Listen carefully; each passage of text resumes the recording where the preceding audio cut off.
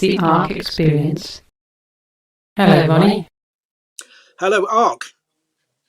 Are you ready for your questions? I am indeed.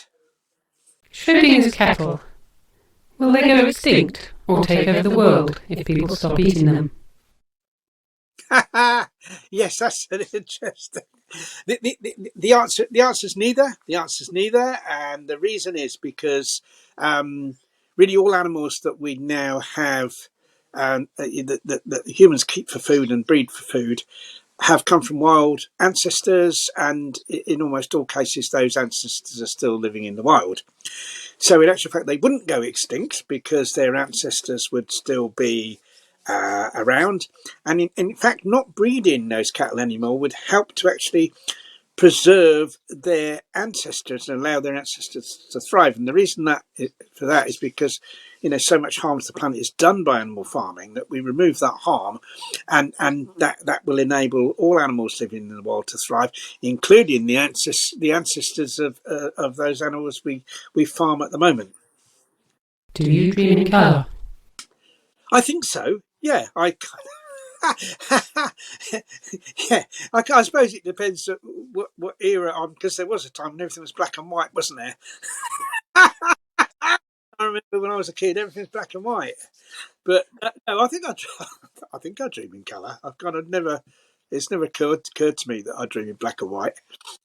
Should we bring back lost species through genetic engineering? No, I don't think so. I think what we should do is concentrating on ending the oppression of species that exist at the moment. I mean, animals. Animals begin to have rights. When they're actually created, and consideration for those animals arises from when those animals are first created. I'd say when they're first conceived. Say, so what are we doing?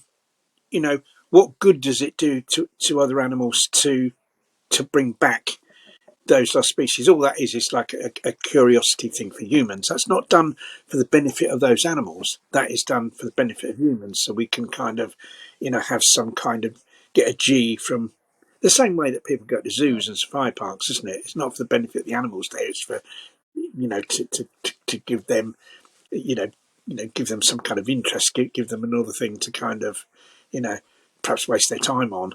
And I think that's the same with bring back lost species, and it's not something that I'm enthusiastic for at all. One slice of toast or two? Oh well, 3 usually. What I do when I have toast, you see, I usually in the morning I have muesli, and what I do is I make it up the night before, put me soy milk or oat milk on it, pop it in the fridge, and then in the morning. Well, in the winter, I heat it up a little bit in the microwave, so it's not really cold. In the summer, I'll have it cold. That's my breakfast. Right? Sometimes, if I kind of don't prepare that, I'm tired at night and think, I can't be bothered. I'll have toast. But what I do is I'll have a cup of tea. I'll have 3 bits of toast. I have Marmite or yeast extract on one of them. I have peanut butter on the second one, and I have tahini on the third one. So I have 3 slices. I'm greedy. I have 3. What are your thoughts on snails? I think snails should be protected. I'll always move snails off the path. I think there is evidence that that mollusks are sentient, so that they do have a degree of feeling. So I wouldn't want them to be harmed in any way, and I kind of do my best to move them from harm. One worrying thing I've noticed, though, certainly where we live, is the reduction in the number of snails. I mean, often I'd come home at night, and it would take me about half an hour to walk down the path to the house because of the number of snails and slugs there were. And now it's not like that at all. The numbers have very much diminished, and I don't know whether other people have experienced this, but it's very worrying what's caused that. Because that has a knock-on effect on other animals that, like sort of birds and hedgehogs and all the creatures that kind of live on the snails and slugs.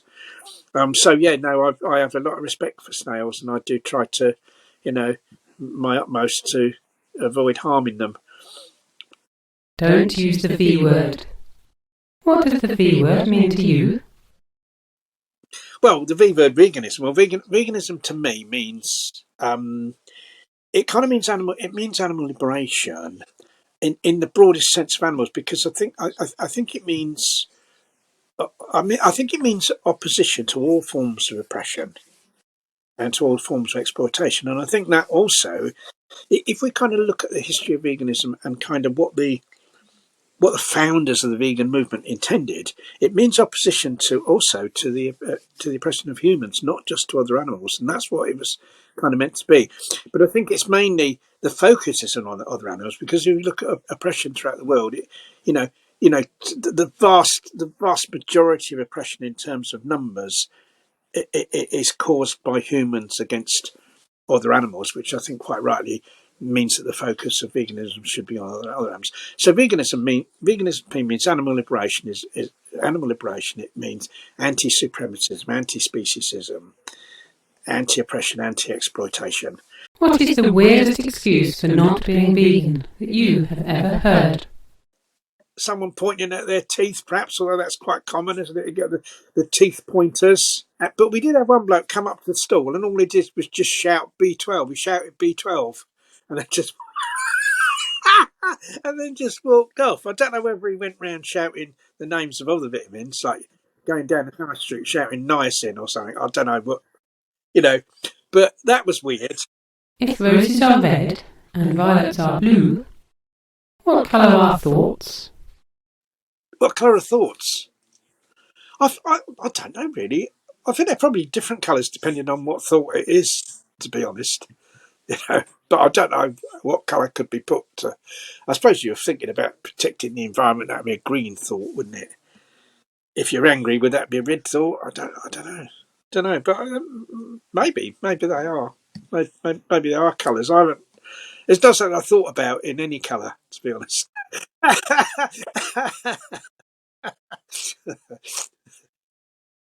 Christmas or solstice? I don't know. In a sense, I think neither, because I think it's all connected with religion, and it's so therefore it's all bollocks. But yeah, I think it's okay for people to cheer themselves up. But it's just unfortunately what they're doing is, the main thing I'm concerned about is all the animals that are slaughtered for people to stuff down their throats at Christmas. That's the main thing I'm concerned about. That concludes the Arque Experience. Thank you, Ronnie. No, it's been a pleasure. They were good questions, actually, because they're different. I always get asked the same questions, and it's nice to have some different ones.